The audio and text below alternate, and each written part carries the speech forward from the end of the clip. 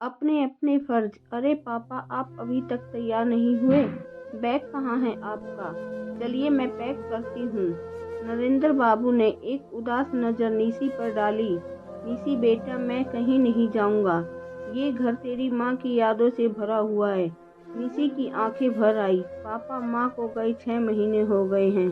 आपकी तबीयत भी ठीक नहीं है। मैं ऐसे में आपको अकेले नहीं छोड़ सकती। आप मेरे घर पर चले मेरे साथ। बेटा, मैं तेरे घर कैसे रह सकता हूँ? बेटी के घर का तो लोग पानी तक नहीं पीते, फिर वहाँ तेरे सास ससुर भी हैं। उन्हें मेरा वहाँ रहना कैसे अच्छा लग सकता है?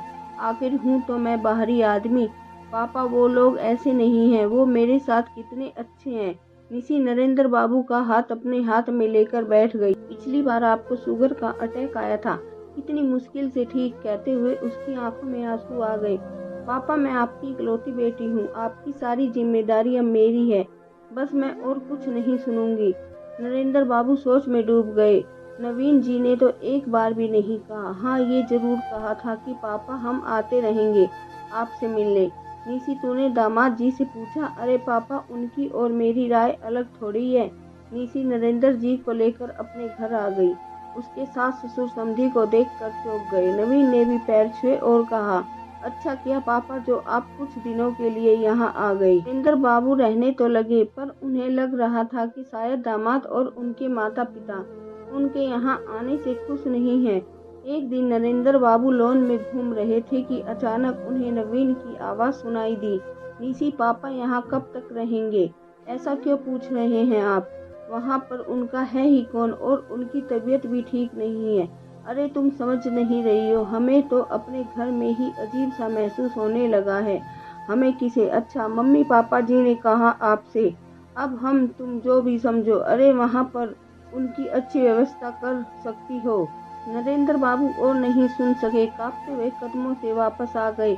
अगले दिन जाने की तैयारी करने लगे। निशी बोली, पापा ऐसे कैसे जाएंगे आप? नरेंद्र बाबू उसे डांटने लगे। निशी, मेरी फिजूल में चिंता मत करो। अपने पति और सास ससुर का ध्यान रखो। बेटा, मैं अपना ख्याल खुद रख सकता हूँ। निशी बेटा, बहुत दिन हो गए, अब जाना चाहिए। मैं नवीन से बात करती हूँ। अभी आपकी तबीयत ठीक नहीं है। जब आप ठीक हो जाएंगे तो मैं खुद आपको छोड़ आऊंगी। नहीं निशी, देखो, मैं आज तुमसे नाराज हो जाऊंगा। निशी नाश्ता बनाने लगी। सोच रही थी कि पापा को किसी ने कुछ तो कहा है। नाश्ता करने के बाद उसने कहा, आज पापा जा रहे हैं। वह अपने सास ससुर और नवीन का चेहरा देख रही थी कि उनके चेहरे पर चमक आ गई थी। तभी उसने कहा कि मैंने एक फैसला किया है कि पापा इतनी बड़ी कोठी में अकेले कैसे रहेंगे। सोच रही हूँ कि गरीब बच्चों के लिए उसमें से एक छोटा सा स्कूल खोल दिया जाए। पापा और मैं मिलकर एक ट्रस्ट बनाएंगे ताकि पापा के बाद भी स्कूल चलता रहे। और पापा, आपकी वो जमीन पड़ी है, उसे बेच देते हैं। 2 करोड़ की वैल्यू है उसकी। उसे ट्रस्ट के फंड में जमा कर देंगे। उसके इंटरेस्ट से उन गरीब बच्चों की फीस में मदद करेंगे जो कुछ करना चाहते हैं, उसमें योगदान देंगे। बाकी आपकी पेंशन और फंड आपके लिए बहुत है। पापा, मैं आज से ही इस काम पर शुरू करती हूँ। नरेंद्र बाबू हतप्रभ हो गए। उसे देख रहे थे। नवीन की आंखों के सामने तो अंधेरा छा गया। उसके मम्मी पापा का मुंह खुला रह गया। मन ही मन जीरो हिसाब करने लगा।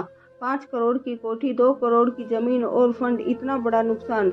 जब वह नरेंद्र बाबू को छोड़कर लौटी तो नवीन उसका इंतजार कर रहा था। ये सब क्या बकवास कर रही थी तुम? निशी मुस्कुराई और बोली, ये बकवास नहीं, सच है।